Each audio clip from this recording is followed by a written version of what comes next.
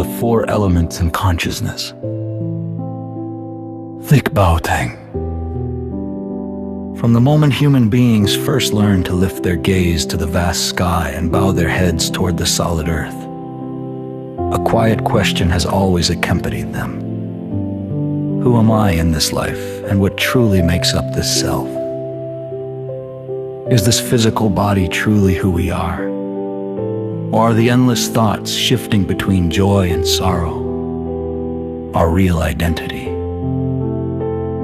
The Buddha, the awakened one, compassionately revealed that a human being is only a temporary convergence of the four elements in consciousness. There is no permanent, unchanging self, despite what we habitually believe. This body does not arise on its own, nor does it exist independently. It is formed from four fundamental elements of the universe: earth, water, fire, and wind.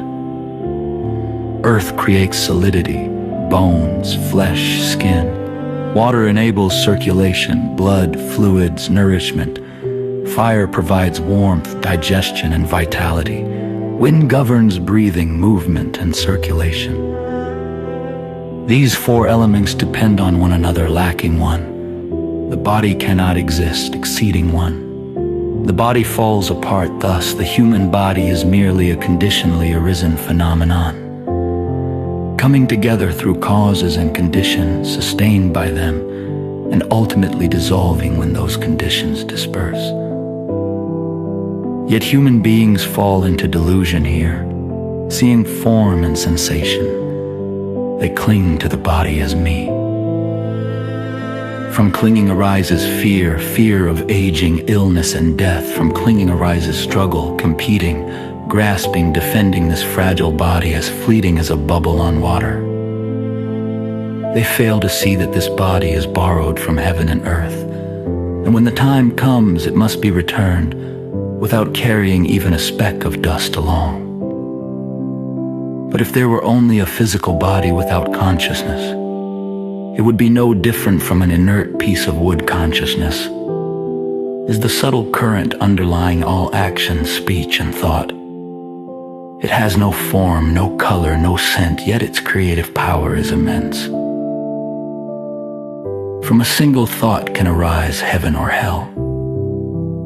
From a tiny intention can unfold countless interwoven karmic conditions.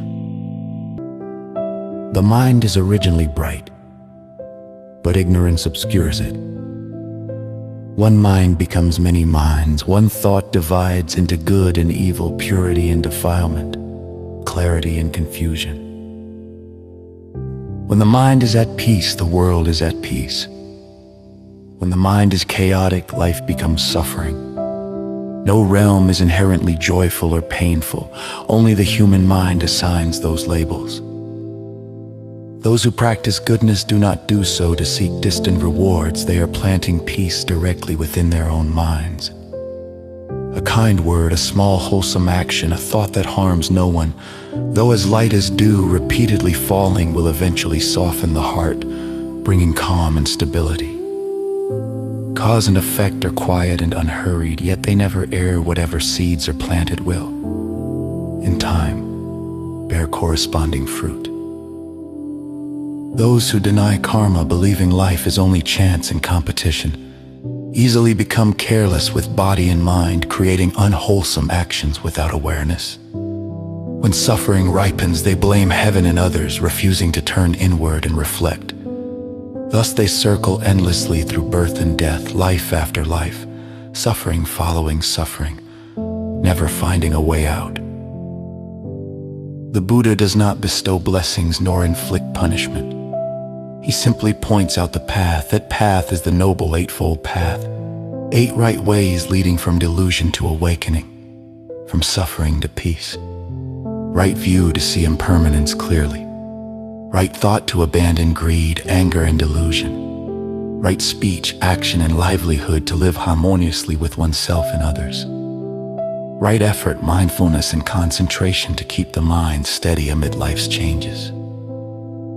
Those who walk this path do not need to escape the world or withdraw from humanity. They still eat, drink, work, love, but with the light of awareness illuminating the heart. They see prosperity without excessive joy, decline without deep sorrow.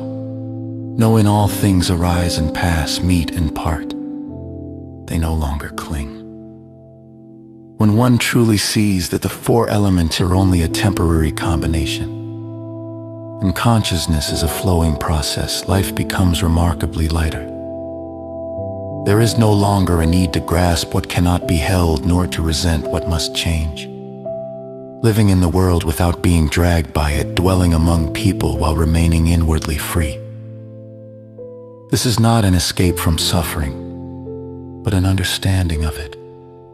Not a rejection of life, but a full engagement with life through a non-attached mind. Such a person, whether poor or wealthy, favored or challenged, can live with peace. For peace does not depend on circumstances, but on right understanding of body and mind. When this body returns to earth, water, fire, and wind, consciousness continues according to karma. Only the seeds we have planted travel onward.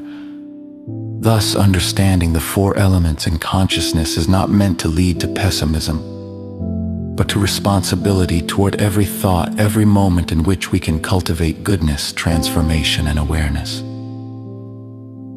One who understands this remains at ease amid impermanence, smiling gently within change. This is the freedom Buddhism offers.